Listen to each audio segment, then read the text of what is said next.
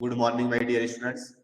तो last class में हम लोग सॉलिड स्टेट में डिस्कशन कर रहे थे सिंपल क्यूबिक यूनिट सेल। उसी का एक दूसरा नाम था प्रिमिटिव क्यूबिक यूनिट सेल। ठीक है, दोनों का मतलब सेम है, बिल्कुल कोई डिफरेंट नहीं है। ठीक है, वहां पर हम लोग कोऑर्डिनेशन नंबर इंट्रोड्यूस किए थे। कोऑर्डिनेशन नंबर क्या चीज होता है? कितने एटम्स जो है वो टचिंग पोजीशन में, कोई एक एटम को कंसीडर किए और उससे कितने एटम्स उससे कनेक्टेड है, टचिंग पोजीशन।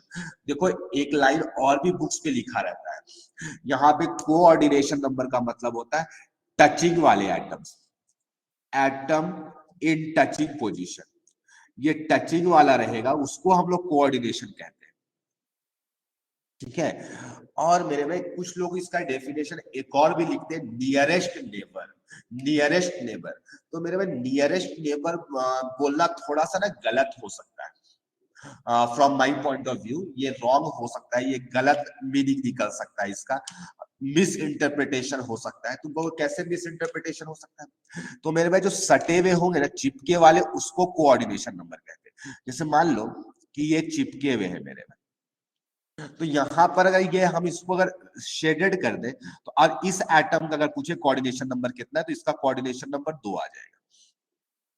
अगर हम तुमसे पूछेंगे ना बेटा बताओ तो नियरेस्ट नेबर कितना आएगा, नियरेस्ट नेबर कितना आएगा, तुम्हारा जवाब होगा नियरेस्ट भी तो यही है सर, 2 ही आएगा। यस, लेकिन मेरे भाई अगर हम इस पे बोलेंगे कि बताओ ये इस तरीके से है, तो इसका कोऑर्डिनेशन नंबर 0 हो जाएगा। इसका इस केस का ये एक केस हुआ, ये दूसरा केस हुआ। अगर इसमें पूछेंगे तो एटम टच नहीं कर रहा है, इसका कोऑर्डिनेशन नंबर 0 हो जाएगा। लेकिन अगर हम पूछेंगे नियरेस्ट नेबर कितना है, नियरेस्ट नेबर कितना है, जो नजदीकी पड़ोसी कितना, तो 2। इसमें पूछेंगे नियरेस्ट नेबर कितना है, तो तुम्हारा इसमें भी जवाब आएगा 2 है। इसमें भी जो करीब करीब वाले 2 है। लेकिन कोऑर्डिनेशन नंबर का मतलब होता है एटम्स इन टचिंग पोजीशन। तो ये ध्यान रखिएगा बात को। तो इसको हम लिख रहे हैं मेरे भाई कि जब ये होगा ना, जब कोऑर्डिनेशन नंबर होगा तो वो नियरेस्ट नेबर भी होगा, वो नियरेस्ट नेबर भी होगा। लेकिन नियरेस्ट नेबर होगा तो कोऑर्डिनेशन नंबर होगा, इसकी गारंटी नहीं। तो मेरे भाई यही नियरेस्ट नेबर भी होगा, नियरेस्ट नेबर होगा। बात समझ में आया? लेकिन नियरेस्ट नेबर होगा तो वो क्या होगा, कोऑर्डिनेशन नंबर होगा तो नहीं, ऐसा नहीं होगा, ऐसा कोई गारंटी नहीं। समझ में आया? तो लास्ट क्लास में जो हमारा डिस्कशन था मेरे भाई, वो था सिंपल क्यूबिक यूनिट सेल के बारे में। वापिस से हम बना रहे हैं सिंपल क्यूबिक यूनिट सेल। इसका स्टार्टिंग ही किए थे हम लोग, क्यूबिक यूनिट सेल। इसके बारे में हमारा डिस्कशन चल रहा था, जितना भी डिस्कशन था सारा इसी के बारे में था।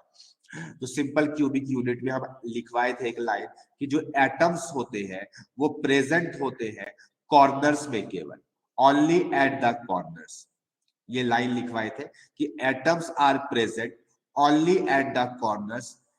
ठीक है, और दूसरा लाइन इसमें एक और लिखवाए होंगे कि जो कॉर्नर एटम्स है अपने एडजेसेंट वाले जो कॉर्नर है उस एटम को वो टच करते हैं। Each corner atom touches it's adjacent corner atom. ये भी लाइन ऐड किए होंगे, और नहीं किए थे तो लिख लीजिएगा। Each corner atom are in touching position with its adjacent corner atom. ये एक दूसरे से टच करता है। हम लोग बनाते नहीं इस तरीके से टच करता हुआ, क्योंकि गंदा हो जाएगा, अदरवाइज वैसे बना सकते थे हम लोग। अगर आपके पास में एनसीईआरटी बुक होगा तो आप बिल्कुल लेकर के बैठा करेंगे। कुछ चैप्टर्स ऐसे होते हैं मेरे में, इवन हम तो कहे हैं कि हमेशा लेके बैठा करो बुक्स को, तो आपको ज्यादा फील आएगा। अगर आप नहीं बैठे तो प्लीज आप अपने सामने में बुक रख लो, बुक को रखो, ज्यादा अच्छा फील आएगा मेरे में, खुशियां मिलेगी तुम्हें। तो एटम्स एक दूसरे को टच कर रहे हैं, एटम्स एक दूसरे को टच कर रहे हैं। कौन सी? ये वाला जो है इसको टच कर रहा होगा, इसको, और ये नीचे वाले तो बोलेगा इसको भी टच कर रहा होगा। ना ना ना ना ना, ये दोनों टचिंग पोजीशन में नहीं, एडजेसेंट वाला केवल। ठीक है, तो ये बात हुआ था, सामने आया था अपने सामने में। तो यहाँ पर कोऑर्डिनेशन नंबर देखे थे मेरे में, इधर एक, इधर एक, इधर एक, सिमिलरली एक ऊपर, एक इधर, है ना, फिर एक इधर जेड एक्सिस के अलॉन्ग में, बाहर के डायरेक्शन में। तो टोटल इसका कोऑर्डिनेशन नंबर कितना आया था मेरे भाई? कोऑर्डिनेशन नंबर 6 आया था। कितना आया था? 6 आया था। और मेरे भाई यही 6 जो है ये नियरेस्ट नेबर भी है। यही 6 जो है ये नियरेस्ट नेबर भी है कि नहीं? तुम कहोगे यस, हाँ सर बिल्कुल सही बोल रहे, बिल्कुल सही बोले कि यही नियरेस्ट नेबर भी। माय डियर स्टूडेंट, अब एक बात और करना चाहते हैं तुम्हारे से। मेरे भाई हमें ये बताओ, ये जो नियरेस्ट नेबर्स है उसके बीच का डिस्टेंस कितना है? हम लोग जो एज लेंथ होता है इसको ए से रिप्रेजेंट करते हैं। जो क्यूब का एज लेंथ होता है वो ए से रिप्रेजेंट करते हैं। तो अगर हम तुमसे पूछेंगे कि नियरेस्ट नेबर्स एटम्स है उसके बीच में कितना डिस्टेंस होगा, तो यस ए होगा। कितना होगा माय डियर? सेंटर सेंटर के बीच में देखा जाता है, तो डिस्टेंस कितना होगा? ए होगा। डिस्टेंस इक्वल टू ए। ये सभी क्वेश्चन आएगा मेरे। ये छोटी छोटी बात है, अगर फील जितना ज्यादा करेंगे आपको चैप्टर याद नहीं करना पड़ता। ये चैप्टर को बिल्कुल याद नहीं रखना पड़ता, बस आप जितना सोचे विजुअलाइज कर लिए अपने आप सवाल बन जाएगा सर। तो कोऑर्डिनेशन नंबर 6 हो गया। लेकिन अब हम एक और टर्म डिफाइन करने जा रहे हैं मेरे भाई, next nearest neighbour. Next nearest neighbour, तो कोई इसका चांसेस नेक्स्ट नियरेस्ट का एग्जाम में आने का चांसेस बहुत कम है, बहुत कम है मेरे में। लेकिन कुछ लोग इसको पढ़ाते भी है और कोई पूछते भी है, तो इसीलिए पढ़ाना पड़ता है मेरे में। ठीक है, इसी को हम लोग सेकेंड नियरेस्ट, इसको फर्स्ट नियरेस्ट नेबर बोलते हैं, इसको सेकेंड बोलेंगे। तो कोई बताएगा सेकेंड जो नियरेस्ट नेबर है वो कितने डिस्टेंस में होगा? कितने डिस्टेंस पे होगा? ये जो सेकेंड नियरेस्ट नेबर है ये कितने डिस्टेंस पे? कितना बोला? हाँ, √2a में होगा। क्योंकि देखो अब यहाँ पे कंफ्यूजन हो जाता है, ऐसे बच्चे इसका मीनिंग दूसरा निकाल लेते हैं। दूसरा निकालने का सेंस क्या है? बोलते ये सर नियरेस्ट हुआ, इससे जो कनेक्टेड होगा ना उसको गिनना है। नहीं मेरे भाई, उसको नहीं गिनना है मेरे भाई। ये फर्स्ट नियरेस्ट हो गया, चिपके हुए थे, उससे थोड़ा सा दूर वाला। थोड़ा सा दूर वाला मतलब ये वाला मेरे भाई, जो फेस डायगोनल पे है, जो फेस डायगोनल में है। तो इस केस में ये फेस डायगोनल के अलोंग मिलेंगे। ये ज्यादा, ये टच नहीं कर रहा था, तो नेक्स्ट दूरी वाला सेकेंड नियरेस्ट। नियर का मतलब पास वाला, तो सबसे पास वाला ये था। उसके बाद ये वाला होगा ऐसा कोई गारंटी थोड़ी है, उसके नजदीक में ये है, उसके बाद में सेकंड नंबर पे पड़ता है। तो ये √2a में होगा। यस, स्टूडेंट का जवाब आया है कि √2a होगा। यस, तो ये किसी को दिक्कत भी होगा तो क्लियर हो गया, कोई बात नहीं, आप सीखने आए हो, सीखना है आपको। तो ये √2a डिस्टेंस वाला नेक्स्ट नियरेस्ट होगा। ऐसा नहीं कि सेकेंड नियरेस्ट का मतलब बाजू के बाजू, ऐसा कोई डिफिनेशन नहीं। नियर का मतलब पास वाला, जो सबसे पास वाला उसको फर्स्ट नियरेस्ट कहेंगे, जो उसके बाद वाला है उसको सेकेंड नियरेस्ट कहेंगे। तो √2a डिस्टेंस में होगा। शायद ये भी बता दिए थे क्या हम नेक्स्ट लास्ट क्लास में? नेक्स्ट नियरेस्ट नेबर भी बता दिए थे। कितना आया था मेरे भाई?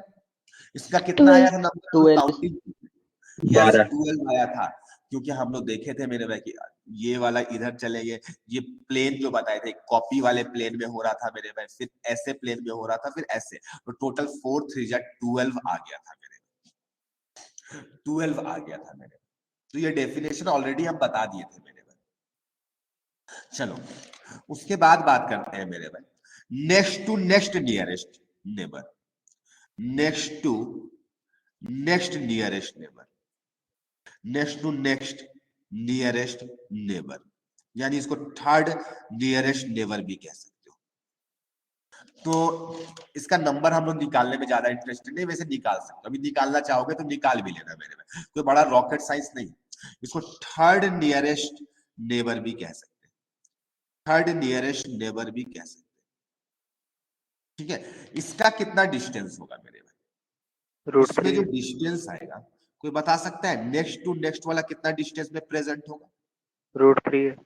यस, √3a में होगा। वेरी गुड, क्योंकि उसके नेक्स्ट नियरेस्ट है कि अगर 2, अगर मान लो इसके बाजू वाले को देखोगे ना वो 2a में होगा, लेकिन अगर बॉडी डायगोनल के अलोंग वाले को देखोगे, इससे उस वाले को, इस कॉर्नर से उस कॉर्नर वाले को, तो बॉडी डायगोनल का लेंथ √3a होता है।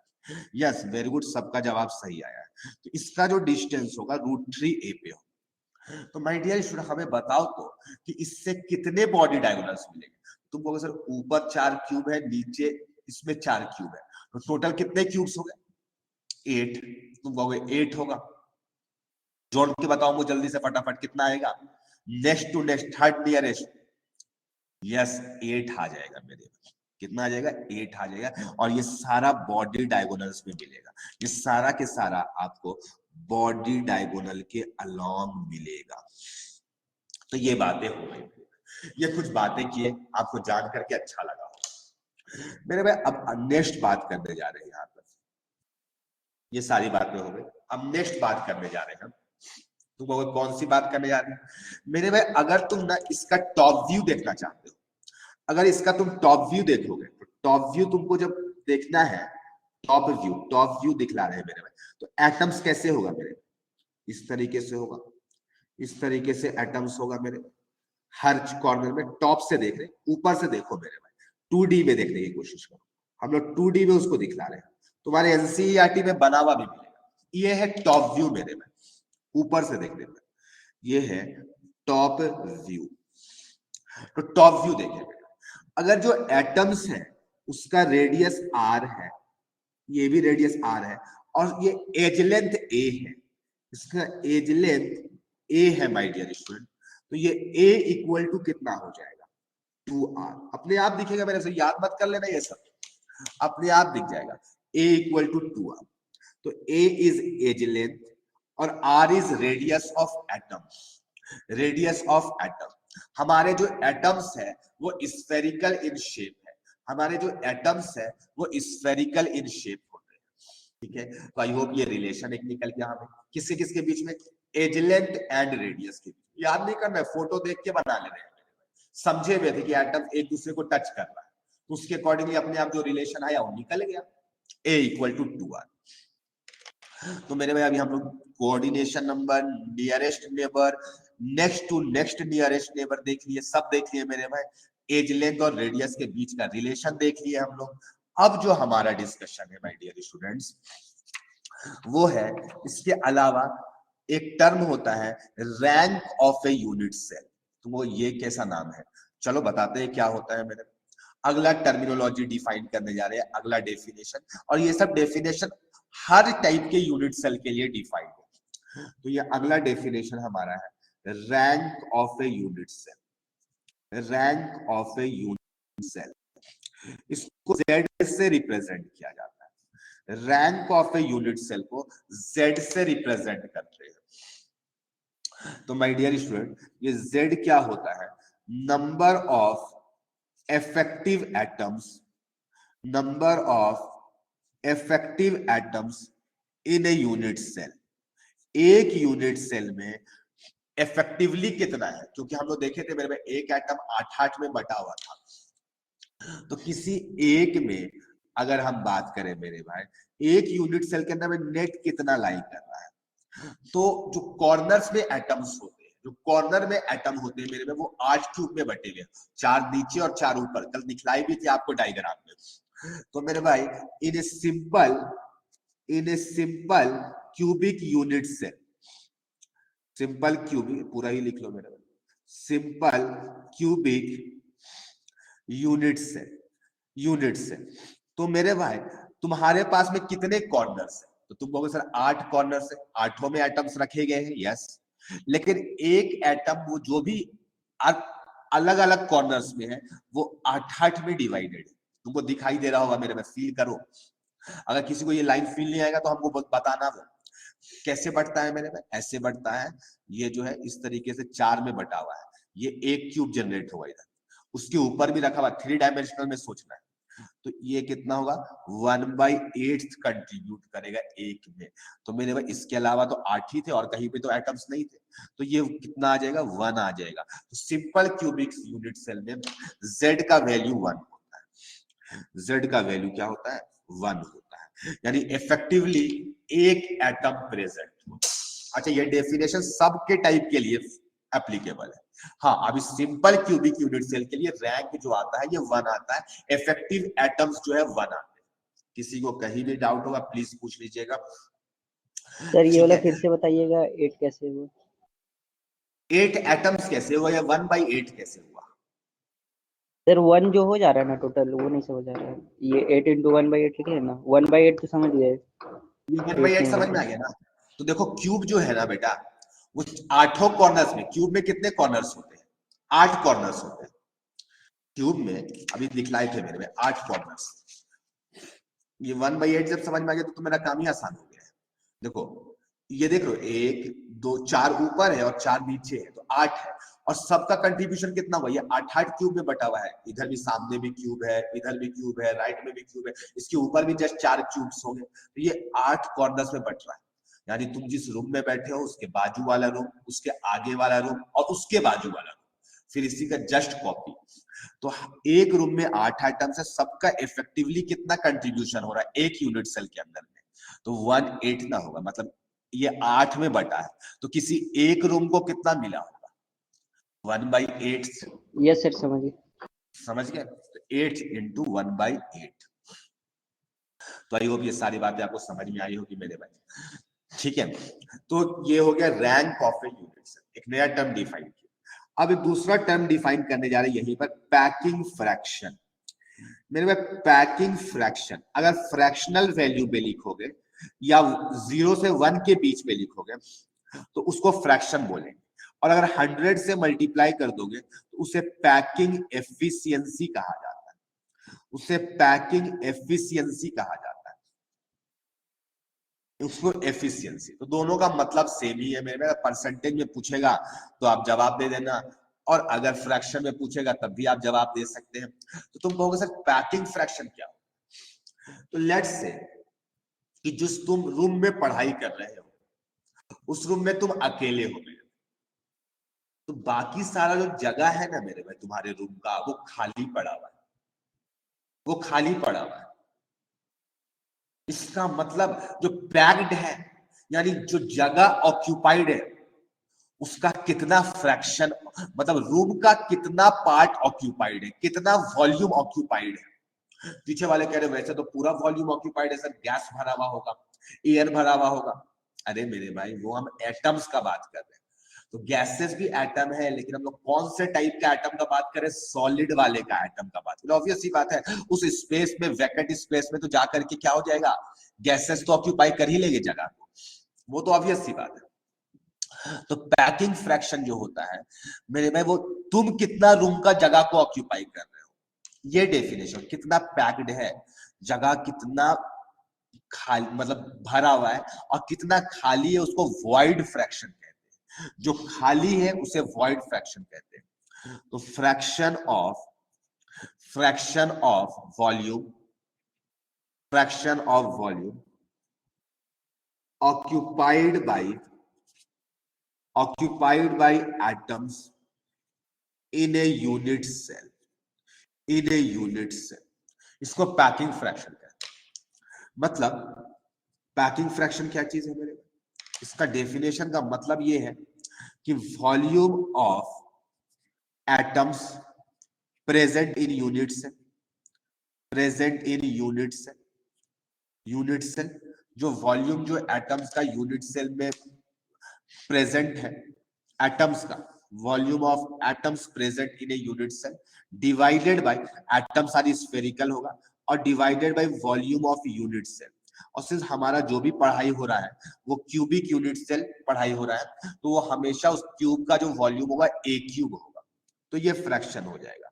और अगर 100 से मल्टीप्लाई कर दोगे तो ये एफिशिएंसी बन जाएगा, ये एफिशिएंसी बन जाएगा मेरे भाई। यहीं पर एक दूसरा टर्म होता है वॉइड फ्रैक्शन, यहीं पर एक दूसरा टर्म होता है वॉइड फ्रैक्शन, वॉइड फ्रैक्शन।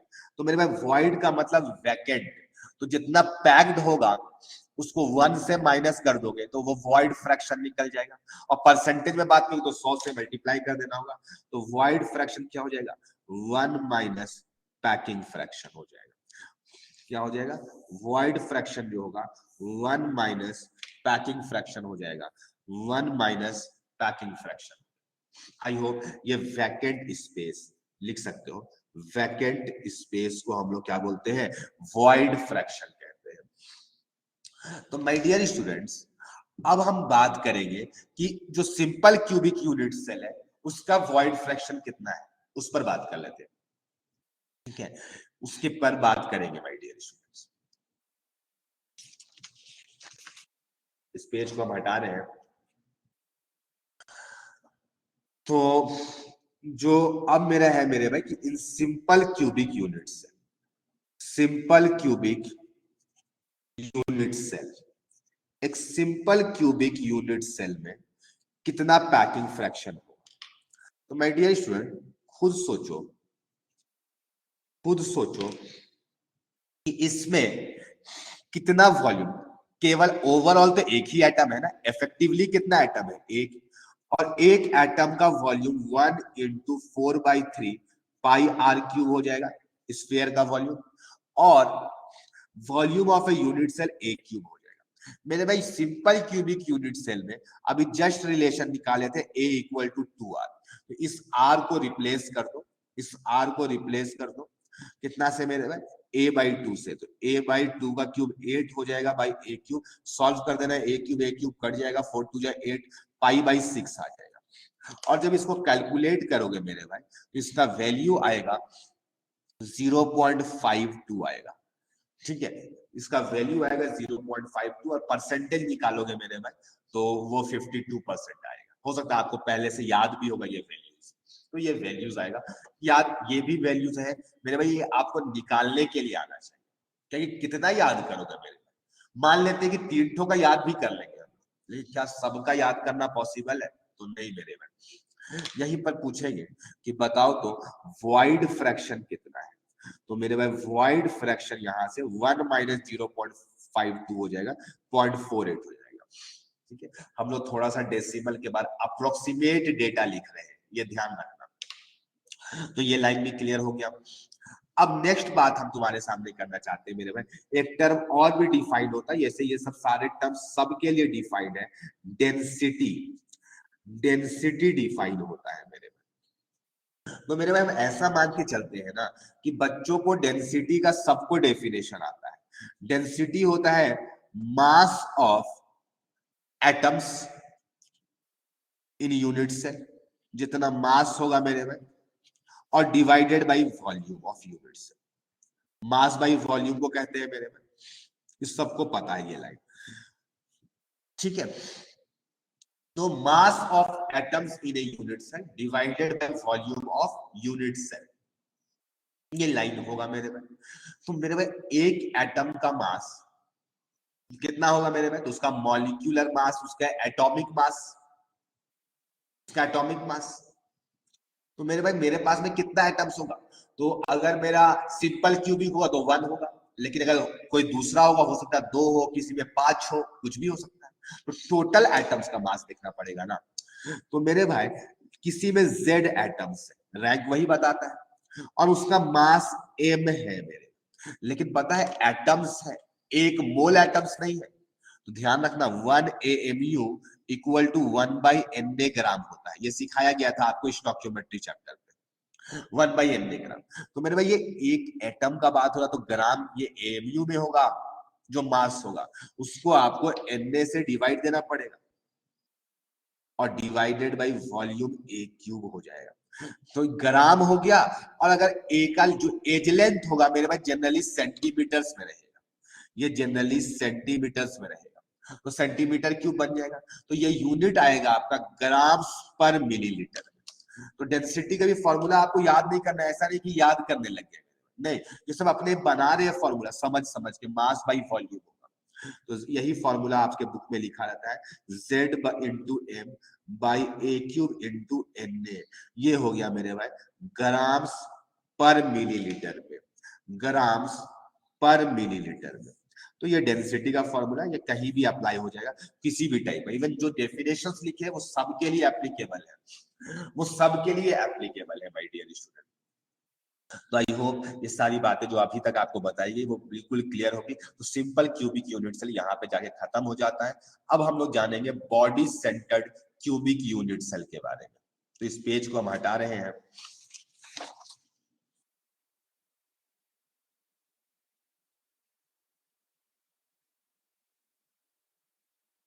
तो माय डियर स्टूडेंट्स, अब जो हमारा अगला वाला टाइप है body centred cubic unit cell, short में इसे BCC बोलते हैं।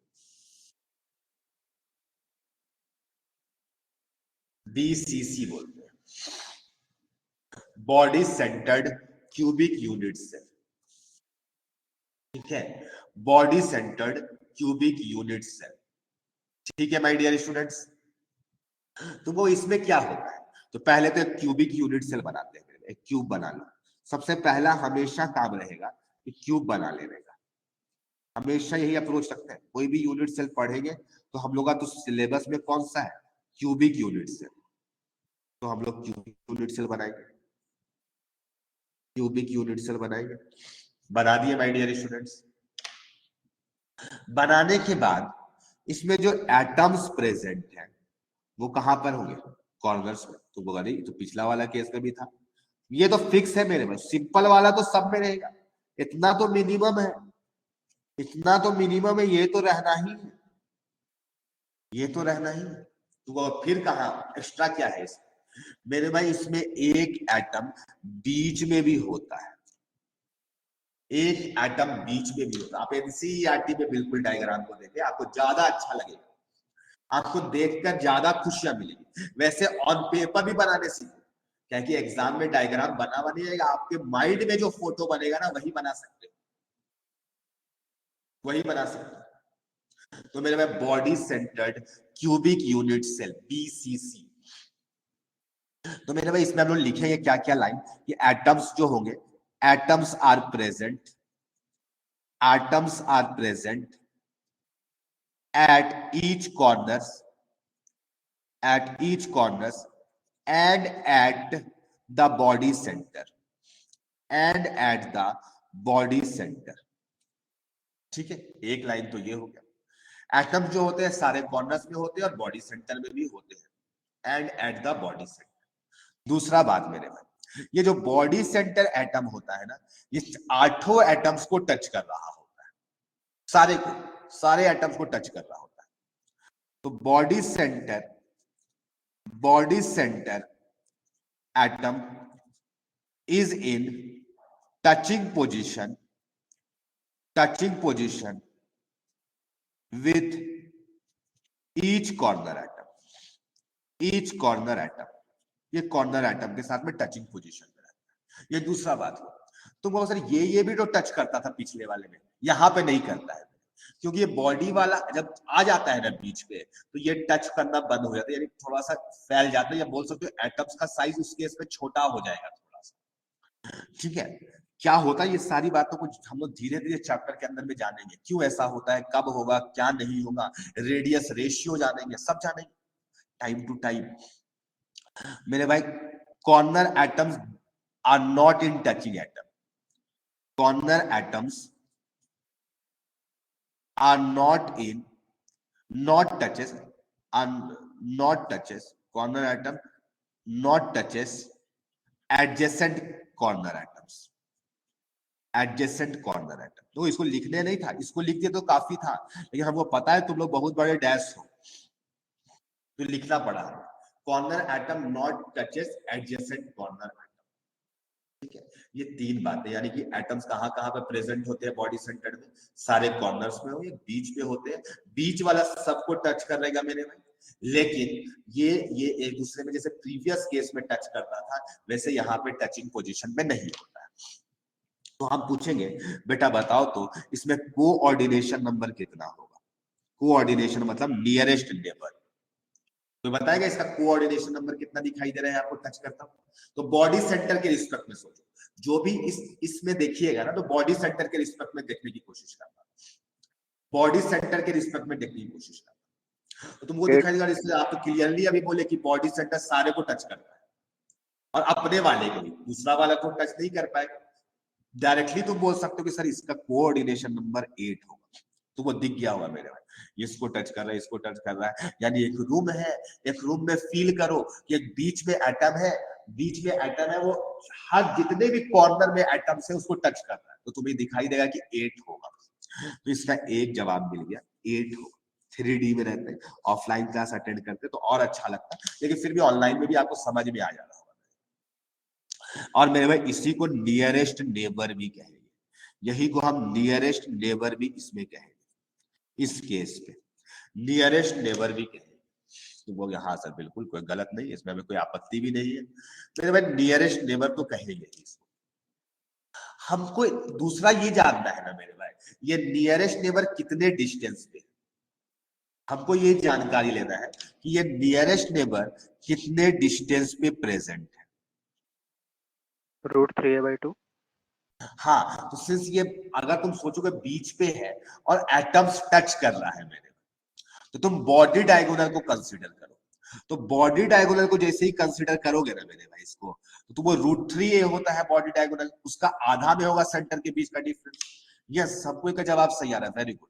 तो ये जवाब होगा √3a/2 या √3/2a, है ना। ये √3a बॉडी डायगोनल, उसके आधा पे मिल जाएगा, इतने इतने डिस्टेंस पे मिलेगा मेरे में, है ना, ये डिस्टेंस। तो ये भी बात जान गए। चलो मेरे में अब हम चाहते हैं नेक्स्ट नियरेस्ट नेबर पता लगाना। नेक्स्ट यानी नेक्स्ट नियरेस्ट नेबर पता लगाना चाहते हैं मेरे भाई, इसी को सेकंड नियरेस्ट नेबर भी कहते हैं, इसी को सेकंड नियरेस्ट नेबर भी कहते हैं, पहले भी बता चुके हैं। ये कितना आएगा और इसके बीच का डिस्टेंस कितना होगा ये भी जानना चाहते हैं। तो हम थर्ड क्लियर नहीं हुआ, थर्ड का मतलब The corner atoms.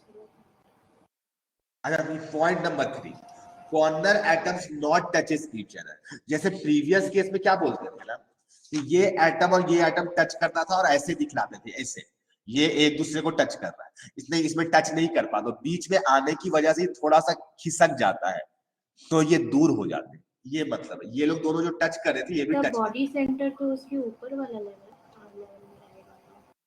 नहीं, इसके बीच में ना आ गया है, ये सब एटम है, इस थोड़ा थोड़ा बोल सकते हो ये एटम का साइज छोटा हो गया है। तुम बुक में देखो, एनसीईआरटी बुक में अगर आपके पास में है, और नहीं तो हम यहाँ पे फिर दिखलाना पड़ेगा गूगल पे, तो वो दिखाई देगा। तो माय डियर स्टूडेंट, ये देखना है आपको।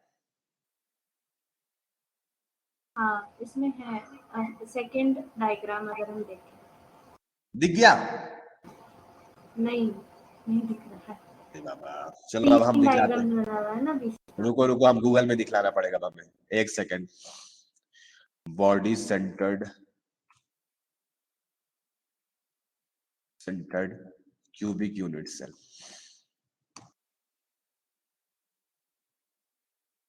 हाँ तो ऐसा बना दिया है। एक सेकंड वेट करो थोड़ा, 3 डायमेंशनल में हमें दिखलाना पड़ेगा ना, नहीं तो तुम्हें फील नहीं आएगा। चलो मेरी बुक में बना हुआ है 3 डायमेंशन, हम दिखला रहे तुम्हें, चलो बाकियों को भी फायदा हो जाएगा। चलो ये वाला फिगर को येलो वाला दिख रहा है, ये जहां पे मेरा कर्सर है, इसको निहारो, दिखा श्रुति? जूम करे क्या? चलो जूम कर देते हैं। ये येलो वाले डायग्राम को देखो, देखो ये एटम जो येलो येलो वाले ये देखो टच नहीं कर पा रहा, क्यों? बीच पे एटम की आ जाने की वजह से। ये जो बीच पे एटम आ गया है, इसकी आ जाने की वजह से, इसकी आ जाने की वजह से ये लोग दोनों आपस में टच नहीं करे, और बोल सकते ये एटम्स का साइज थोड़ा छोटा हो गया है, ये एटम्स का साइज थोड़ा घट गया, डिक्रीज कर गया। आगे समझ में? जल्दी से बताओ, जल्दी बताओ, फास्ट।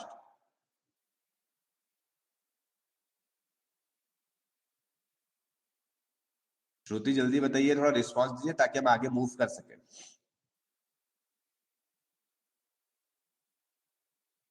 अरे बेटा सौम्यदीप, कंट्रीब्यूशन, एटम्स का साइज ही छोटा हो गया है। वो जितना बड़ा एटम था ना, उसमें उसमें अगर रेडियस आर था तो यहाँ पे आर डैश है, दिखा?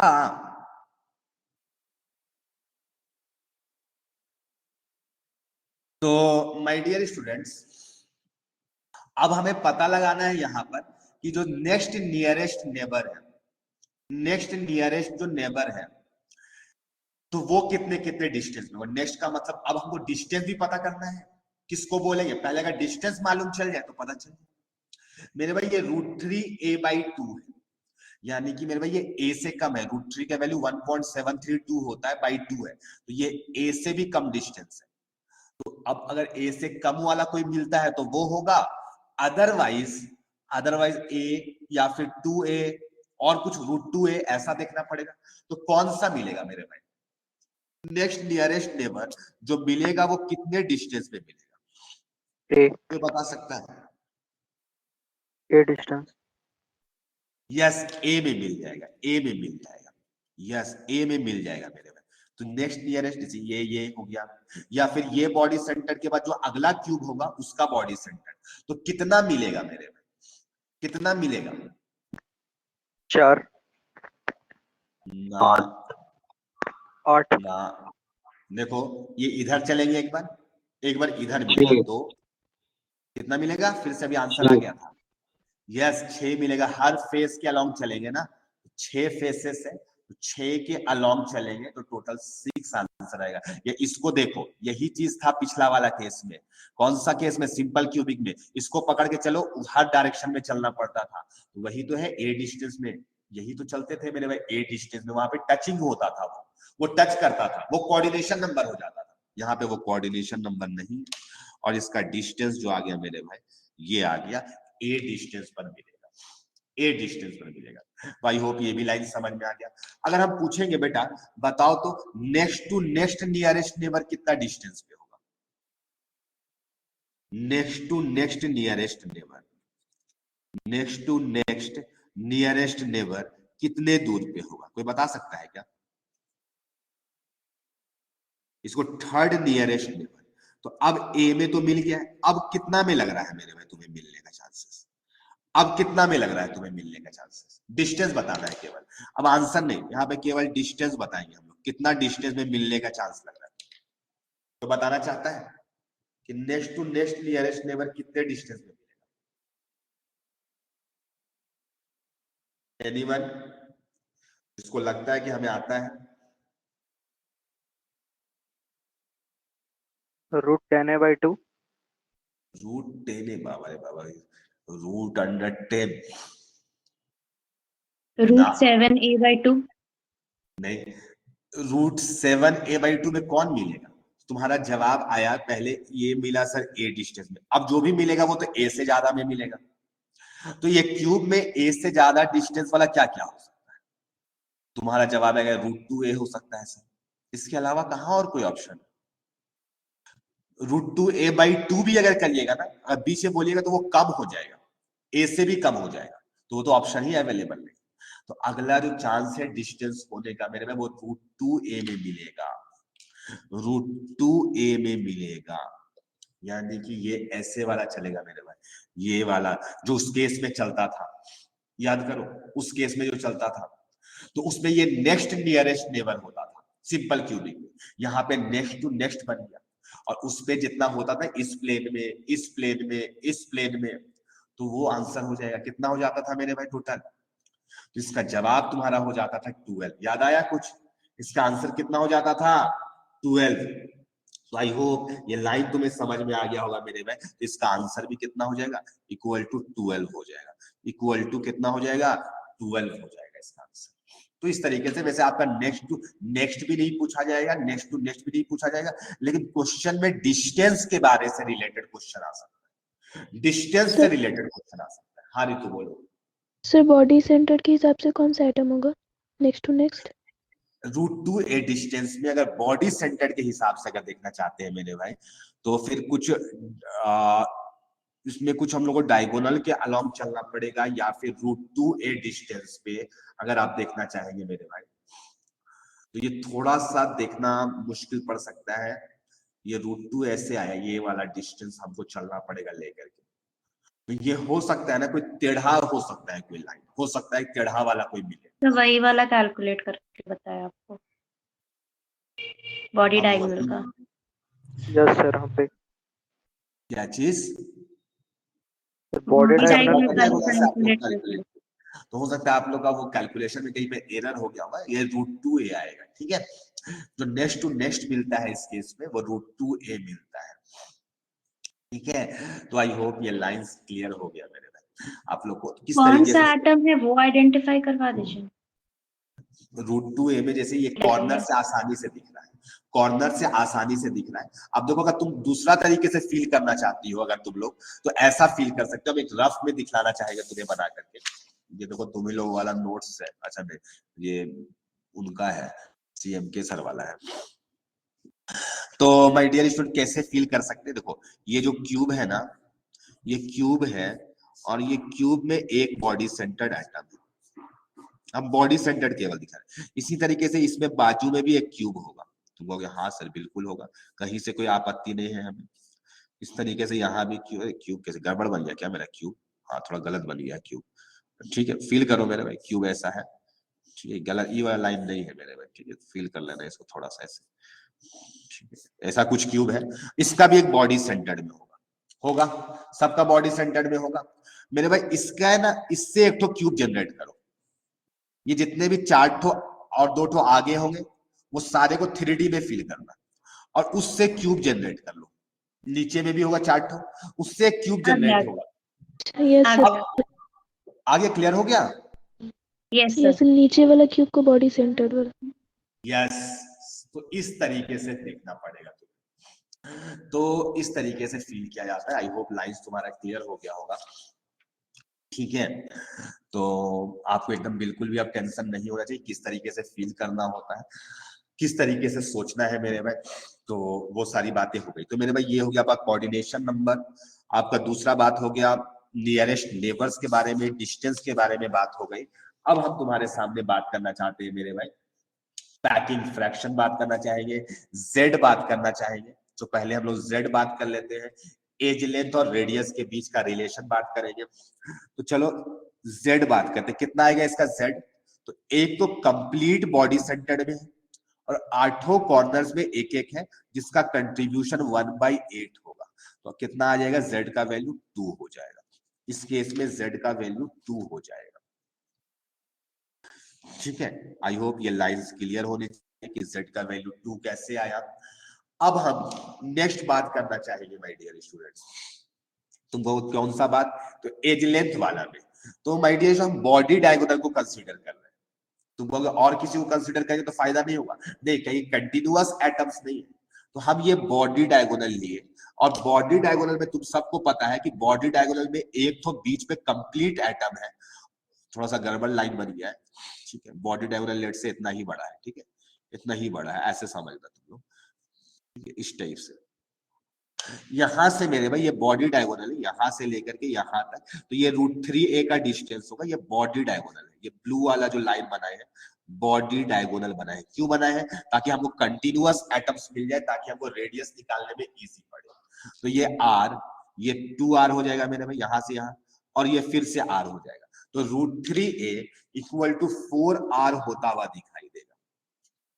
तो मेरे भाई ऐसे ही याद करना है, ऐसे सोचना है कि इसको याद नहीं। बहुत लोग याद कर लेते हैं कि √3a 4r होता है BCC। अरे मेरे भाई कुछ याद नहीं करना है, सब याद थोड़ी करना है। सोचना है कि एटम्स कहां पर प्लेस्ड है, उसके अकॉर्डिंगली आपको जवाब देना है, ठीक है। आई होप ये लाइंस तुम्हें अच्छे से समझ में आया होगा, किसी को भी किसी भी टाइप का डाउट नहीं आनी चाहिए, ठीक है। तो आगे बढ़े माय डियर स्टूडेंट्स, आगे बढ़े, चलो वेरी गुड। माय डियर साहब पैकिंग फ्रैक्शन निकालना चाहते हैं, चलो पैकिंग फ्रैक्शन। तो पैकिंग फ्रैक्शन में कितने एटम्स हैं, तो 2 एटम्स है, 2 एटम्स है, एक एटम नहीं है 2 है। इस बार जेड का वैल्यू 2 है, 4/3 πr³ बाई a³। तो यहाँ पे r का वैल्यू निकाला हुआ है मेरे में, पुट कर लो। तो 4/3 × पाई r का क्यूब, तो r का वैल्यू 3√3 a³ बाई 4 का क्यूब, तो 4 × 4 का स्क्वायर डिवाइडेड बाई a³। तो ये कट जाएगा मेरे में, एक 4 कट जाएगा और ये 3 से 3 कट जाएगा। क्या क्या बचेगा मेरे में, 16, तो 8 बचेगा। तो √3 π/8 आ जाएगा, √3 π/8 आ जाएगा माय डियर स्टूडेंट्स। तो ये पैकिंग फ्रैक्शन आ गया। Packing fraction equal to √3 π/8। इसका जब वैल्यू कैलकुलेट करेंगे तो ये 0.68 के अराउंड आएगा। तो ये पैकिंग फ्रैक्शन हो गया। अगर कोई बोलेगा कि सर हमको वॉइड फ्रैक्शन निकालना है, हमको वॉइड फ्रैक्शन निकालना है, तो पैकिंग फ्रैक्शन माइनस कर लेना, वॉइड फ्रैक्शन। तो ये सब कैलकुलेशन है मेरे में, कितना आ जाएगा 0.32 आ जाएगा वॉइड फ्रैक्शन। वॉइड फ्रैक्शन हो गया, ठीक है। ये लाइंस भी तुम्हें क्लियर हो गए। अब तुम लोग डेंसिटी निकालेंगे क्या? नहीं मेरे भाई, डेंसिटी थोड़ी ना निकालते हैं। तो मेरे भाई ये था आपका बीसीसी के बारे में स्टोरी। आपको आई होप सारी बातें समझ में आ गई होगी। तो एक बार हमें बताओ कंफर्म करके कि सब समझ आया कि नहीं आया मेरे भाई, जल्दी बताओ फटाफट।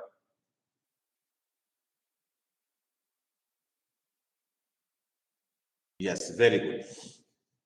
तो अब हम तीसरा टाइप वाला पढ़ेंगे मेरे भाई, क्यूबिक यूनिट सेल। तीसरा टाइप का क्यूबिक यूनिट सेल पढ़ेंगे जिसका नाम है face centred cubic unit cell. Face centred cubic unit cell.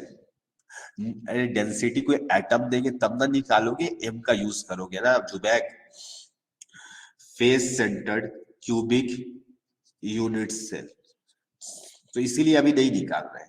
वो क्वेश्चंस में रहेगा कि एटम थे, ऑक्सीजन के एटम्स थे कि नाइट्रोजन के एटम्स थे, तब निकालेंगे। शॉर्ट में इसे एफसीसी कहते हैं। शॉर्ट में इसे एफसीसी कहते हैं। इसमें किस तरीके से कहां कहां एटम्स अरेंज होते हैं? चलो सबसे पहला तो अपना अप्रोच होता है कि एक क्यूब बना लेना। एक क्यूब बना लो, ठीक है। एक क्यूब बना लेंगे इस तरीके से, इस तरीके से क्यूब बना लेंगे। क्यूब बना लीजिए। तो क्यूब में तो कॉर्नर में तो एटम होंगे, सिंपल वाला तो होगा ही। अब इसमें और कहां पर एटम्स होते हैं वो अब हम आपको बताना चाहेंगे। अब कहां कहां पे होते हैं? तो हर फेस में आधा होता है।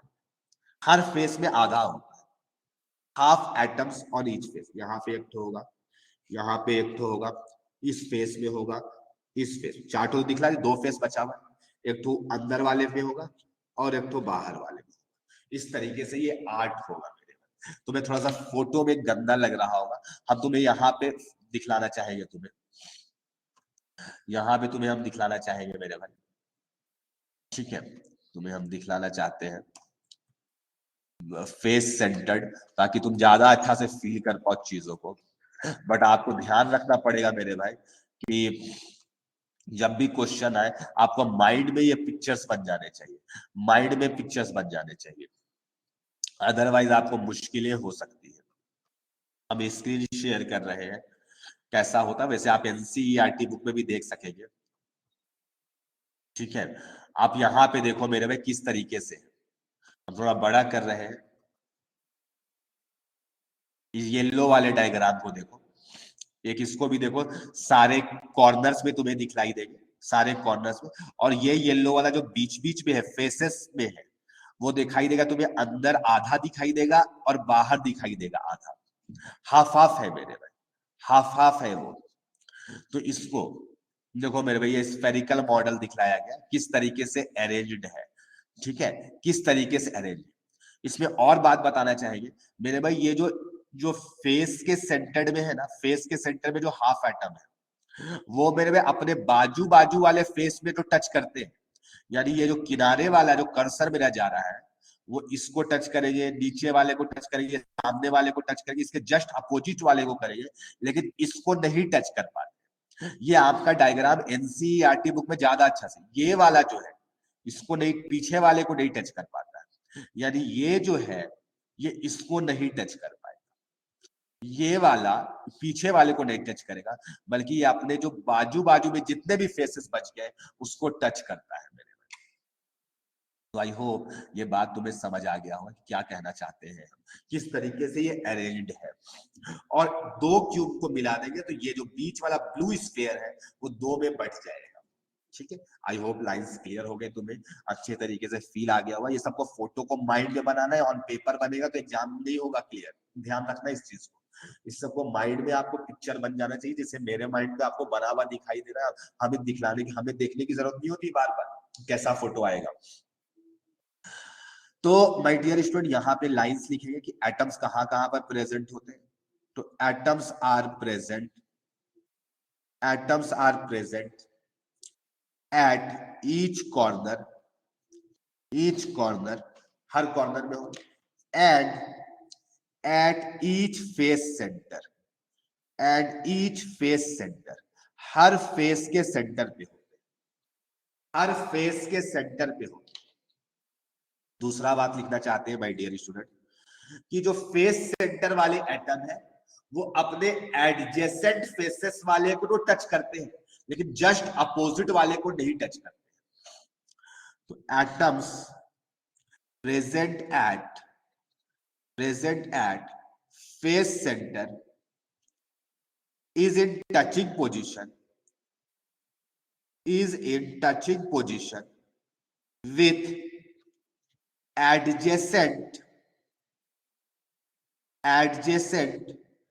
face center atoms। अपने एडजेसेंट फेस सेंटर वाले के साथ में टचिंग में है, लेकिन जस्ट पीछे वाला के साथ में टचिंग में नहीं, ठीक है। तो इसको हम नेक्स्ट पेज में लिखना चाहते हैं, उस बात को हम नेक्स्ट पेज में लिखना चाहते हैं। Face centre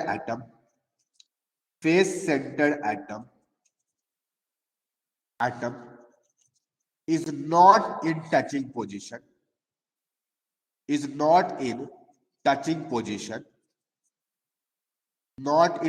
position with opposite face atom।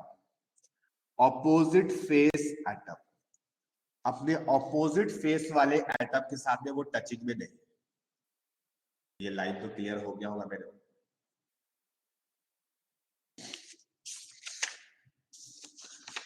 ये लाइन तो तुम्हें क्लियर हो गया होगा सर। हाँ जुबैक बोलो। सर जो एटम कंटिन्यूअसली टच में रहता है सर, उसी से ना ए और आर का रिलेशन निकालेंगे। हाँ यस, इजी पड़ता है वैसे निकालने का तो कहीं से भी निकाल सकते हैं, उससे इजी दिखाई दे देता है तुरंत। ठीक है मेरे भाई, कॉर्नर एटम्स भी एक दूसरे को नहीं टच कर रहे हैं, ये भी लिखना पड़ेगा। Corner atoms are not in touching position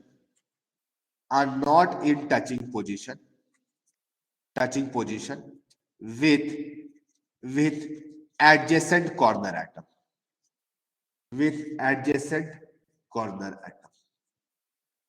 ठीक है। तो ये भी लाइन समझ में आ गया। कॉर्नर वाले भी टच नहीं करते, फेस वाले कॉर्नर्स को टच करते हैं। हाँ ध्यान रखना पड़ेगा कि फेस सेंटर्ड एटम में जो लिखे हैं atoms present at face center is in touching position with यहाँ पे जो सेकंड पॉइंट में लिखी इसमें थोड़ा सा बात को और ऐड करना पड़ेगा। ठीक है, is in touching position with adjacent face center atom and corner atom उससे जो अटैच्ड कॉर्नर एटम्स होंगे उससे भी टच करेगा। एंड कॉर्नर एटम भी ऐड कर दीजिएगा। एंड कॉर्नर एटम जो उससे अटैच्ड है, सारे ऑल कॉर्नर नहीं लिखा हुआ, ईच नहीं लिखा हुआ या ऑल नहीं लिखा हुआ है, केवल अपने जो कॉर्नर्स में दिखाई नहीं है उससे टचिंग पोजीशन में ठीक है। तो आई होप ये लाइन तुम्हें समझ आ गया होगा। ठीक है, तो माय डियर स्टूडेंट्स, ये जब लाइंस क्लियर हो गए तुम्हें अगर, तो अब हमको बात करना है मेरे भाई कोऑर्डिनेशन नंबर। अब हमें बात करना है कोऑर्डिनेशन नंबर कितना आएगा। तो मेरे भाई हमेशा कोशिश करो ना फेस सेंटर को लेकर के सोचने का।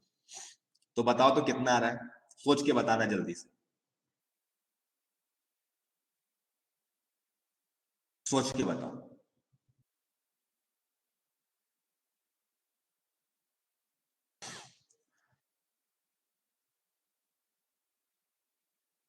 काउंट हो पाया? 4। चार्ट हो तो कॉर्नर सी वाले मिल जाएंगे। हम लिखवाए कि फेस सेंटर वाले के साथ में भी टच करते हैं, नहीं गड़बड़ है। और थोड़ा सोचो, एक कहीं ना कहीं मिस हो रहा है श्रुति का। यस, रितु का जवाब सही है। देखो कैसे टचिंग वाला बात करते हैं, ये फेस को पूरा कंप्लीट लो 2 क्यूब्स में, ये 2 क्यूब्स इमेजिन करो, इस तरीके से ये 2 क्यूब्स है। तो इधर वाला तो चारों तो कॉर्नर्स वाले मिल जाएंगे, 4 कॉर्नर वाले मिलेंगे, लिखते जाना ये सब बातों को भी, 4 कॉर्नर वाले मिलेंगे, ठीक है।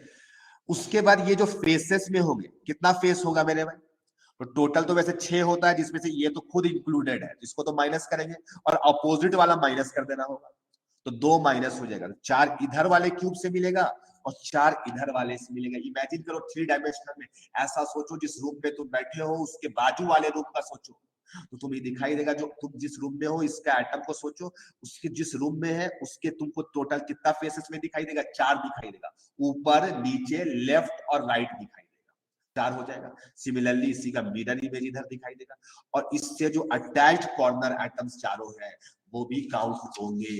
तो इस तरीके से जब काउंट करोगे तो तुम्हें दिखाई देगा my dear student, coordination number 12 आएगा, कोऑर्डिनेशन नंबर 12 आएगा।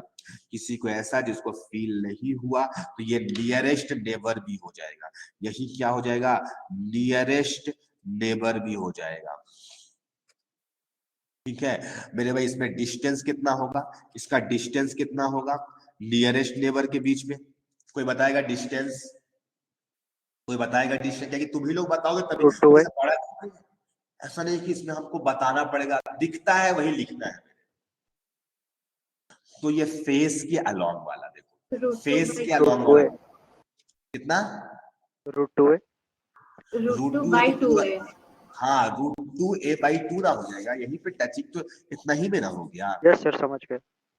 हाँ तो जो फेस वाला होगा ये इतना तो पूरा फेस हो गया, √2 है तो इतना ही से टच कर जाएगा, इतना ही डिस्टेंस पे। तो ये वाली बातें हो रही है, ये वाली बातें हो रही है। तो my dear student I hope ये सारी बातें आपको समझ में आएगा, √2a/2 होगा। तो ये जितना ज्यादा तुम फील कर करके लिखोगे ना तो याद, ये चैप्टर मतलब बोला जाता है कि पढ़ना ही नहीं पड़ता है, बस एक बार टीचर समझा दिया उसके बाद हम फील कर लिए, चैप्टर खत्म हो गया। लेकिन ऐसा मत करना कि सवाल नहीं लगाए, सवाल ये सब लगाना है ताकि आप इस चैप्टर के अंदर में कंफर्टेबल हो पाए मेरे भाई, कंफर्टेबल होना बहुत जरूरी है चैप्टर के अंदर में। चलो ये बातें हो गई मेरे भाई, अब नेक्स्ट बात हम तुम्हारे सामने करेंगे, नेक्स्ट नियरेस्ट नेबर। यहाँ पे ज्यादा कुछ नहीं बात करेंगे, नेक्स्ट बात करेंगे। नेक्स्ट जितना ज्यादा डिफिकल्ट होते जाता है तो कम बात करने लग जाते हैं, नेक्स्ट नियरेस्ट नेबर के बारे में बात करेंगे, ठीक है। नेक्स्ट नियरेस्ट नेबर या इसको सेकेंड नियरेस्ट नेबर कहते हैं। तो पहले तो तुम्हें इसको पता लगाना पड़ेगा कितने डिस्टेंस पे, कहां पे होगा, कितना डिस्टेंस पे होगा, सोचो तो थोड़ा। ए डिस्टेंस पे, यस ए में ही मिलेंगे, ए में मिलेंगे ऑब्वियसली बात, जैसे पिछला वाला केस था वो उसी तरीके से ये भी है कि ए में अब मिलेंगे, तो अब ए में मिलेंगे तो सोचो कितना आएगा इसका कोऑर्डिनेशन नंबर, इस मतलब कि कितना आएगा इसका वैल्यू, नंबर्स में कितने होंगे, सोचो जल्दी से। तो सब ए वाला जब भी बात होता है तो पता है मेरे भाई कि सिंपल वाला 6 हो जाएगा आंसर, तो ये सब तो अब पता चल गया होगा मेरे भाई। अब इसका नेक्स्ट टू नेक्स्ट नहीं बात करते, नहीं तो फिर धीरे धीरे डिफिकल्ट होते चले जाएगा, तो फिर बहुत लेंथी हो जाएगा, तो बस नेक्स्ट तक बात करते हैं। तो नेक्स्ट नियरेस्ट नेबर बात हो गया, जेड का बात करेंगे मेरे भाई, जेड का। तो यहाँ पे चारों कॉर्नर्स में मतलब 8 कॉर्नर्स में, तो 8 × 1/8 होगा। अच्छा यहाँ पे फेस सेंटर में आधा है, आधा आधा है सबका, और कितना फेसेस होते हैं 6, तो और सब में आधा कंट्रीब्यूट करेगा, क्योंकि 2 में बटा हुआ है 2 क्यूब में, तो कितना आ जाएगा इसका वैल्यू 4 आ जाएगा, यानी z का वैल्यू यहाँ पे 4 है, यहाँ पे z का वैल्यू 4 है, z का वैल्यू हो गया। अब एज लेंथ और रेडियस के बीच का करेंगे, तो हम लोग फेस डायगोनल ले लेंगे, फेस डायगोनल, ये रहा फेस डायगोनल, उसके बीच में एक एटम है इस तरीके से, और इधर एटम है और इधर एटम है, ये टच कर रहा है मेरे भाई, ये फेस डायगोनल, ये जो बनाए हैं ये फेस डायगोनल बना है। कोई भी एक फेस को सोचो, इमेजिन करो और सोचो मेरे भाई, इसका लेंथ √2a है, तो तुमको अपने आप दिख जाएगा कि सर यहाँ पे √2a = 4r हो जाएगा। यस यही रिलेशन है, 4r दिखाई दे रहा है क्लियरली, तो √2a = 4r हो जाएगा। तो आई होप ये लाइन भी तुम्हें अच्छे से समझ आ गया, बड़ा आसान चैप्टर है, यस मेरे भाई बहुत इजी चैप्टर है। इस पेज को हम हटाने जा रहे हैं और चलो यही पे पैकिंग फ्रैक्शन की बात कर लेते, छोटा सा तो बात करना ही है। पैकिंग फ्रैक्शन और वॉइड फ्रैक्शन। तो पैकिंग फ्रैक्शन मेरे कितना हो जाएगा, टोटल एटम्स कितना है 4/3 पाई r क्यूब। r का रिलेशन क्या आ गया √2, तो √2 का क्यूब 2√2 a क्यूब बाई 4 का क्यूब, तो 4 स्क्वायर इंटू 4 लिख दिया चाहे 4 4 कट जाए बाई a क्यूब। तो a वे काट लो मेरे भाई, a कट गया, 4 स्क्वायर 4 से कट गया, 3 कटेगा क्या, नहीं ये 2 से 2 कट जाएगा मेरे भाई, तो √2 या फिर ऊपर रहने दो, √2 पाई बाई 6, नहीं हाँ √2 पाई बाई 6 है। कितना आ गया पैकिंग फ्रैक्शन, √2 पाई बाई 6। तुम चाहो तो काट भी सकते हो, √2 पाई बाई 6। इसका वैल्यू जो आएगा मेरे भाई 0.74 आएगा, 0.74 आएगा इसका वैल्यू, 0.74 आएगा। यहीं पर हम वॉइड फ्रैक्शन बात करेंगे VF, ये कितना आ जाएगा 0.26 आ जाएगा वॉइड फ्रैक्शन। तो आई होप ये सारी बातें तुम्हें अच्छे तरीके से समझ में आ गया होगा, एकदम क्लियर हो गया होगा, किसी भी टाइप का कोई डाउट नहीं बचा होगा आपको, ठीक है। तो मेरे भाई अब तुम कहोगे सर क्या होगा, अच्छा हमको सच सच बताओ कि जैसे जैसे कोऑर्डिनेशन नंबर बढ़ रहा है, जैसे जैसे कोऑर्डिनेशन नंबर बढ़ रहा है, वैसे वैसे पैकिंग फ्रैक्शन भी तो बढ़ रहा है। तुम कहोगे तो एटम्स भी तो बढ़ रहा है, यस एटम्स भी बढ़ रहा है। तो ये तो पता चलता है कि एटम्स बढ़ेगा तो पैकिंग फ्रैक्शन बढ़ेगा, ये तो दिखाई देता है। कोऑर्डिनेशन बढ़ने से भी, कोऑर्डिनेशन नंबर बढ़ने से भी पैकिंग फ्रैक्शन बढ़ता हुआ आपको दिखाई दे रहा होगा। तो एक लाइन यहां से कंक्लूड होगा, एक लाइन भी कंक्लूड होगा आपको, कंक्लूजन, कंक्लूजन मेरे भाई। तुमको कैसा कंक्लूजन है ये, वही लिख रहे हैं मेरे भाई, अगर z बढ़ता है, z बढ़ रहा है तो कोऑर्डिनेशन नंबर भी बढ़ रहा है, और मेरे भाई इसकी वजह से पैकिंग फ्रैक्शन भी बढ़ता है। बातें समझ में आई, ये एक लाइन यहां से कंक्लूड हुआ, ये सारी बातों का एक निचोड़ निकला जो कि दिखाई दे रहा है आपके सामने। कंक्लूजन यहां पर से पढ़ने के बाद अब तुम अब क्या कराइएगा सर, तो अब प्रश्न कराइए मेरे, अब तुम्हें प्रश्न कराएंगे, ठीक है। ये सारे को आप जो जो हम बात किए मेरे में, अब उससे रिलेटेड कुछ क्वेश्चंस कराएंगे। इस टाइप के क्वेश्चंस हो सकता है अगर आप प्रीवियस ईयर में पढ़े होंगे तो आपको इस टाइप के क्वेश्चंस मिले भी होंगे मेरे में, ठीक है। जो लोग पढ़ा होगा उसके बारे में हम बात कर रहे हैं, ठीक है। नहीं बेटा चैप्टर अभी एंड कहाँ हुआ है, अभी लगेगा कम से कम 2 से 3 दिन, ठीक है। अभी कुछ क्वेश्चंस कराना चाहते हैं मेरे में, ठीक है। हाँ जुबैक को लग रहा है कि लास्ट ईयर तो हम इतना ही पढ़े थे और मेरा चैप्टर खत्म हो गया था, हाँ मेरे में, लेकिन अभी चैप्टर स्टार्ट हुआ है हम लोग का, ठीक है। लिखो क्वेश्चन, इन एफसीसी लिखो डायरेक्ट, इन एफसीसी अरेंजमेंट, इन एफसीसी अरेंजमेंट, ठीक है, of A and B atoms, in FCC arrangement of A and B atoms, where A atoms are at the corner of a, at the corner of a unit cell, unit cell के corner पे, ठीक है। In FCC arrangement of A and B atoms where A atoms are at the corner of a unit cell, ठीक है, and B atoms are at the face centers, face centers में, ठीक है। if one of the atom of A is missing from one of its corner, from one of its corner, एक corner से ए atom missing हो गया मेरे, तो find करना है आपको simplest formula, find simplest formula of the compound, जल्दी से बनाओ मेरे भाई। ठीक है, एक एफसीसी अरेंजमेंट है जिसमें ए और बी एटम्स को रखा गया, यानी कि जो एटम्स का पोजीशन है, तो हम लोग ए और बी को रखे। ए को कहां पे प्लेस्ड किए हैं, तो आपको बताया गया है कि वो कॉर्नर्स पर है, और बी एटम्स फेस सेंटर्स में, जिसमें से एक तो ए का एटम मिसिंग है। तो आपका क्या फॉर्मूला बनेगा? इस टाइप का शायद क्वेश्चन किए होंगे आप लोग पहले, तो आपसे बन जाएगा, और नहीं किए होंगे तो सीखिएगा आप लोग।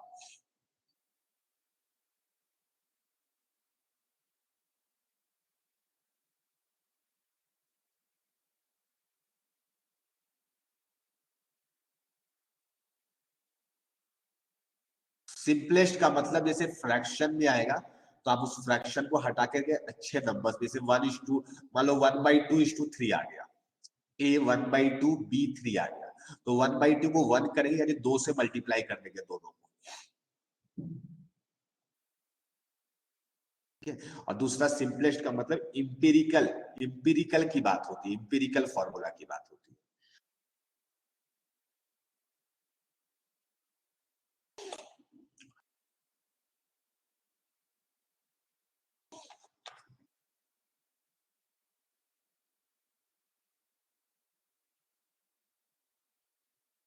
A7B24 सही लग रहा है हमें, ऋतु का सही लग रहा है। चलो, जिससे नहीं बना कोई बात नहीं, जिस सीखिएगा आप लोग।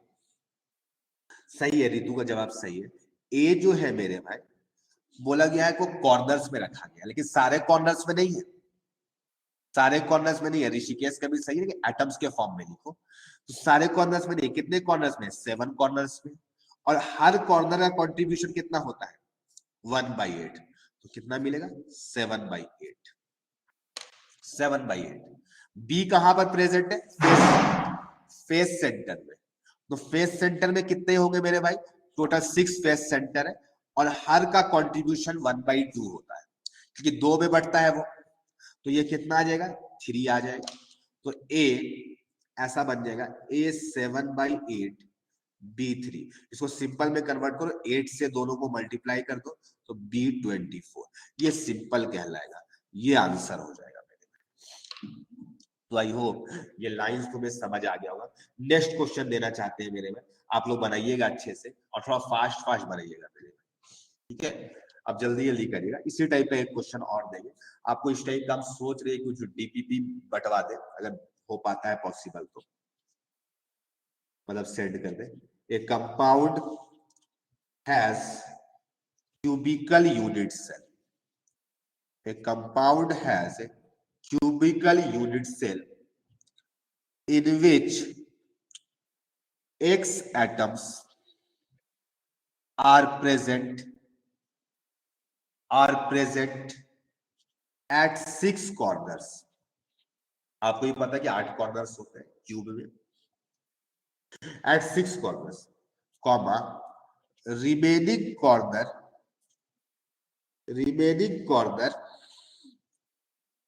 are filled by Y, comma, also Y occupies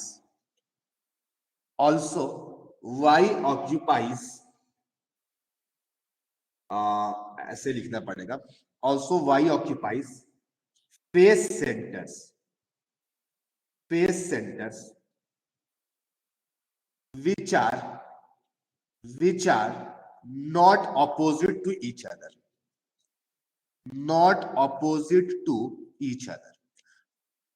मतलब अपोजिट वाले नहीं लेने हैं, not opposite to each other,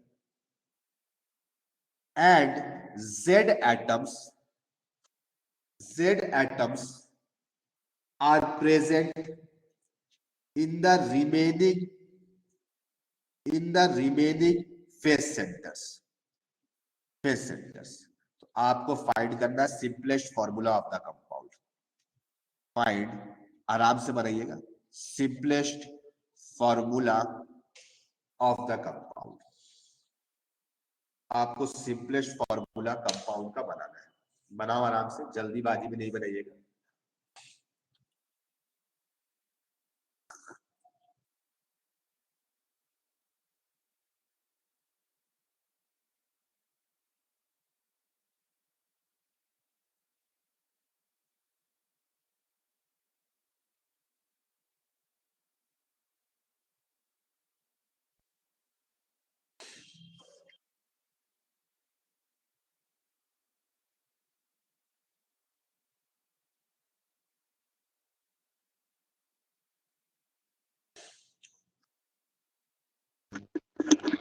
sir आगे X3 Y7 Z6. हाँ तो 3 7/4 और 3/4 आ रहा था। मल्टीप्लाई करो, 3/4 ये सब आ रहा है तो उसको आप मल्टीप्लाई करो, ठीक है, मल्टीप्लाई करेंगे उससे। तो देखो बेटा, एक्स एटम्स जो है वो कहां पे 6 कॉर्नर्स पे रखा हुआ है, तो कॉर्नर्स में कंट्रीब्यूशन 1/8 होता है, तो 3/4 आ जाएगा। वाई का बात किया गया है तो ये रिमेनिंग कॉर्नर्स में है, तो 2 × 1/8, 2 कॉर्नर्स बचा। और बोला गया अपोजिट फेस सेंटर, मतलब अगर इस सामने वाला लिए ना तो पीछे वाला नहीं ले सकते, इधर वाला लिए तो इधर वाला नहीं ले सकते, ऊपर वाला लिए तो नीचे वाला नहीं ले सकते। तो आउट ऑफ 6 3 ही ले सकते हो, और हर का कंट्रीब्यूशन 1/2, तो 1/4 प्लस 3/2 यानी 6/4, 6 और 1 7/4 आ जाएगा। और z जो है बाकी आपको 3/2 आ जाएगा। तो फॉर्मूला लिख दो, x 3/4, y 7/4, z 3/2। तो सबको 4 से मल्टीप्लाई कर दो, तो x3 y7 z6, ठीक है, जो इस टाइप से आपको आंसर निकालना। तो आई होप इस टाइप के क्वेश्चंस आपको बन जाएगा, अच्छा लगेगा बना करके, खुशियां मिली। ऐसा नहीं कि अभी खत्म हो गया, और भी कभी कभी बीच बीच में आएगा, और भी voids, tetrahedral voids, octahedral voids पढ़ेंगे, तो वहां पर और इस टाइप के क्वेश्चन करेंगे। अभी कुछ क्वेश्चन बेसिक्स आपको मिलवाएगा ताकि आपको अच्छा लगे। अब तुम्हें 1-2 क्वेश्चन और देना चाहेंगे मेरे में, 1-2 दूसरे टाइप के क्वेश्चन, सब एक ही टाइप का नहीं मेरे में। सोडियम मेटल, हाँ बोलो सर, सिंपलेस्ट रेशियो में निकालने नहीं ना कहा गया था? लिखे होंगे simplest formula, find the simplest formula, ठीक है। सोडियम क्रिस्टलाइजेस इन बीसीसी लैटिस। आपको एक सवाल दिया जा रहा है कि सोडियम मेटल जो है क्रिस्टलाइज हो रहा है बीसीसी लैटिस में with edge length a equals to 4.29 angstrom. आप कैलकुलेटर बिल्कुल यूज करेंगे। फाइंड द रेडियस ऑफ, अगर हम सिंपल क्वेश्चन है मेरे बिना फॉर्मूला बेस्ड क्वेश्चन दे रहे हैं, radius of sodium atom, radius निकालना है मेरे में। हाँ वो तो ऐसा लगता है कि सब तुरंत आप जवाब दे देंगे। जल्दी से बताओ फर्स्ट पार्ट का आंसर, तो ये क्वेश्चन है उसका आंसर बताओ।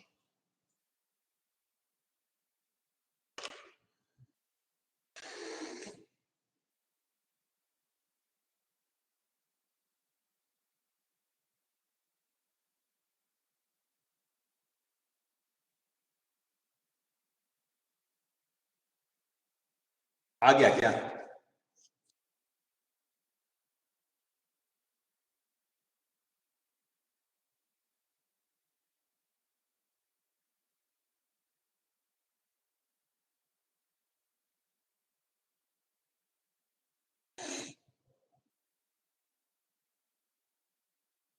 हाँ ऐसा ही कुछ आंसर है, 1.86 के अराउंड आएगा। तो सिंपल सा यहाँ पे √3a = 4r हो जाएगा। तो यहाँ से आपको r निकालना है, √3a/4 पुट कर देना, a का वैल्यू गिवन है, तो ये r का वैल्यू 1.86 एंगस्ट्रॉम के अराउंड आ जाएगा। ठीक है, कुछ नहीं है मेरे में, बहुत आसान क्वेश्चन है, फॉर्मूला बेस्ड क्वेश्चन बिल्कुल दिए थे।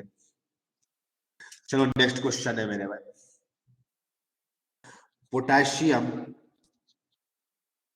पोटेशियम भी एक मेटल होता है, आपको पता है। Potassium crystallises in BCC lattice with a = 5.2 angstrom है। ठीक है, तो आपको फाइंड करना है, हम एक एक करके पार्ट देते जाएंगे, आप बनाते जाएंगे मेरे में। फाइंड करना है, नंबर ए कर लो, डिस्टेंस बिटवीन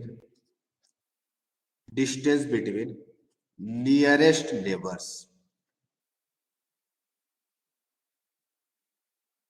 बी नंबर, जल्दी जल्दी बनाते जाइएगा। Distance between next nearest neighbours, पहला 2 पार्ट बनाओ जल्दी से, फिर और पार्ट मिलेगा आपको। जल्दी जल्दी बनाओ मेरे भाई।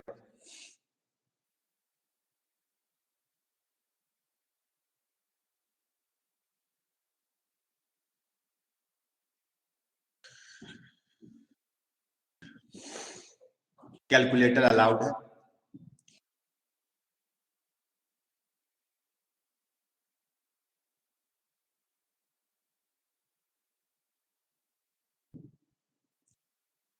बन गया? Sir Yes, sir. कैलकुलेशन करना बस। क्या? तो बीसीसी लैटिस में नियरेस्ट नेबर कौन वाला होता है? बॉडी डायगोनल वाला में तो √3a/2 हो जाएगा ना। तो ये कितना हो जाएगा? √3a/2, और इसमें a का वैल्यू गिवन है आपका, तो पुट कर दो, तो अराउंड इसका आंसर आएगा 4.5 एंगस्ट्रॉम के अराउंड आएगा, जो कि श्रुति का दिखाई दे रहा है कि 4.5 के अराउंड आएगा। हाँ, और नेक्स्ट नियरेस्ट अगर पूछा जाएगा, तो नेक्स्ट नियरेस्ट में अगर पूछेंगे मेरे भाई, तो कितना डिस्टेंस में आ जाता था? तो a डिस्टेंस पे आ जाता था। √2 तो ये a में आएगा नहीं, उसके बाद नेक्स्ट √2 a आता था। टू नेक्स्ट होगा वो, ठीक है। C part, how many nearest and next nearest neighbours does each potassium atom have? क्या क्या आंसर आएगा मेरे में? जल्दी से बताओ, जल्दी बताओ। 14। जोड़ करके नहीं बताना है, जोड़ करके नहीं, अलग अलग। हाँ, तो आपका सिंस ये लिख दिया गया कि बीसीसी में लाई करता है, तो नियरेस्ट वाला नॉर्मली कोऑर्डिनेशन नंबर हो जाएगा। तो कोऑर्डिनेशन नंबर कितना हो जाता है? 8 होता है मेरे भाई। तो नियरेस्ट हो जाएगा आंसर 8। और नेक्स्ट नियरेस्ट जो होगा माय डियर स्टूडेंट्स, वो कौन सा मिलेगा? हर जो सेंटर्ड वाले, उसको सेंटर वाले से जोड़ो तो 6 मिल जाएगा। तो 8,6 हो जाएगा। आपको डेंसिटी ऑफ पोटेशियम क्रिस्टल निकालना है, आपको पोटेशियम क्रिस्टल का निकालना है डेंसिटी। फॉर्मूला नोन है मेरे भाई, जल्दी से निकालो फटाफट। कितना आंसर आ रहा है? ग्राम्स पर मिलीलीटर में, ग्राम्स पर मिलीलीटर में, ग्राम्स पर मिलीलीटर में निकालना है।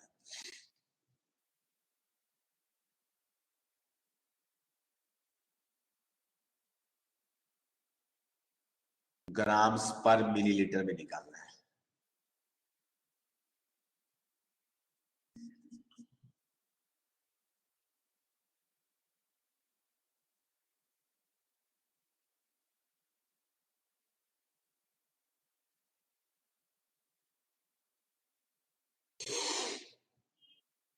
ग्राम्स पर मिलीलीटर में निकालना है मेरे भाई, जल्दी निकालो। एज लेंथ एंगस्ट्रॉम में दिया हुआ है, ध्यान रखिए। आप मीटर्स में हो सकता है पुट कर लेंगे तो गलती हो सकता है, ठीक है। तो आप उसको सेंटीमीटर्स में पुट करेंगे।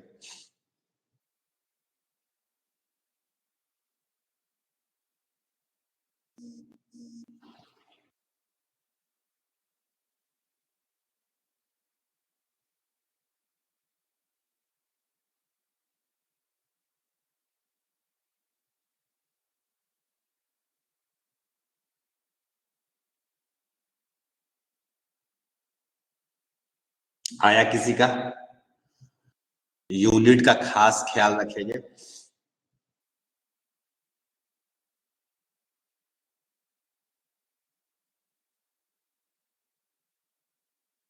सर ये बहुत लेंदी कैलकुलेशन है।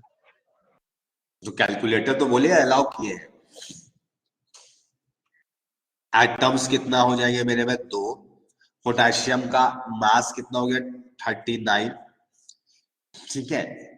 आपको a क्यूब करना है तो 5.2 का क्यूब हो जाएगा, और इसको एंगस्ट्रॉम की जगह आपको सेंटीमीटर्स में करना है तो 10 का पावर -8 का क्यूब -24 हो जाएगा। और ऐसा करो, थोड़ा सा शॉर्ट करने के लिए 6.022 की जगह 6 ले लो, 23 ले लो। 6.022 को हटा कर कैसे ले लो मेरे भाई ना, इस टाइप से तो आंसर नहीं आएगा इसका। तो मेरे भाई ये 10 का पावर -1 बच जाएगा, तो ऊपर 10 हो जाएगा, और कैलकुलेशन तो करना ही पड़ेगा मेरे भाई, बच थोड़ी सकते। 2 3 जा 6, 3 13 जा जाएगा मेरे भाई। 52 भी कटता है 13 का टेबल में, ठीक है। 52 कटेगा तो मेरे भाई आसान है कैलकुलेशन, हमें तो आसान लग रहा है। 130 बाई 52, 5.2 था, तो 5.2 तो एक को 52 लिख दिया, तो एक को क्या करना पड़ेगा मेरे भाई, 10 से मल्टीप्लाई की, 10 से डिवाइड 1300 कर दो, और इंटू 5.2 का स्क्वायर। थोड़ा तो कैलकुलेशन करना पड़ेगा। 1300 जा हो जाएगा, 134 जा कट जाएगा मेरे में, तो 25, या फिर इसको कैलकुलेशन करो। हाँ, ये रितु का जवाब सही लग रहा है कि ग्राम्स पर मिलीलीटर में 0.92 आएगा, 10 का पावर 5 नहीं आएगा, हमें लगता है 0.92 ग्राम्स पर मिलीलीटर आएगा। हो सकता है आपका मीटर्स क्यूब में आ गया होगा, तो इसका आंसर जो है वो 0.2 ग्राम्स पर मिलीलीटर है। एक बार चेक कर लेना, हम चेक कर लेते हैं मेरे बेटे, तो तुम लोग बहुत बड़े डैश हो, आपको पता है अच्छे से। 100 डिवाइडेड बाई 5.2 डिवाइडेड बाई 5.2, 3.6 आ जा रहा है मेरे भाई। अच्छा, एक 4 भी है ना, डिवाइडेड बाई 4 भी है, 0.92 सही तो है, बिल्कुल सही आ रहा है। हो सकता है आप लोग मीटर्स क्यूब में ले रहे होंगे, तो यूनिट्स में थोड़ा गलती कर रहे हैं आप लोग। तो एक बार बताओ मेरे भाई, जितना चीज अभी बताया गया सब कुछ क्लियर है, यस या no? Yes. Since time approximately up हो गया है, मतलब अब तो नहीं हुआ लेकिन होने जा रहा है, ठीक है। तो नेक्स्ट टॉपिक हम लोग को पढ़ना था arrangements of atom in 2D 3D 1D, जो कि आपके एनसीईआरटी बुक में भी गिवन है। वैसे भी हम एनसीईआरटी से बाहर कुछ पढ़ाते नहीं, बिल्कुल बेसिक चीजें पढ़ाते हैं और बच्चों को आईआईटी में भेज देते हैं मेरे भाई, ठीक है। आप भी हमें फॉलो करेंगे तो आप भी आईआईटी पे चले जाएंगे, बिल्कुल, ठीक है। तो अच्छे तरीके से आप लोग घर में पढ़ाई करें मेरे भाई। ऑर्गेनिक जो पढ़ाई हुआ था वो सारे का क्वेश्चन बनाते रहे, छोड़ नहीं दे मेरे भाई। ऐसा नहीं कि एग्जाम डिलेड है तो आप भी रुक जाएंगे, आप भी डिले करके काम को करेंगे, नहीं। सर हमको एक डाउट है। बल्कि आपको उससे ज्यादा एक्टिव रहना है माय डियर स्टूडेंट्स, ठीक है।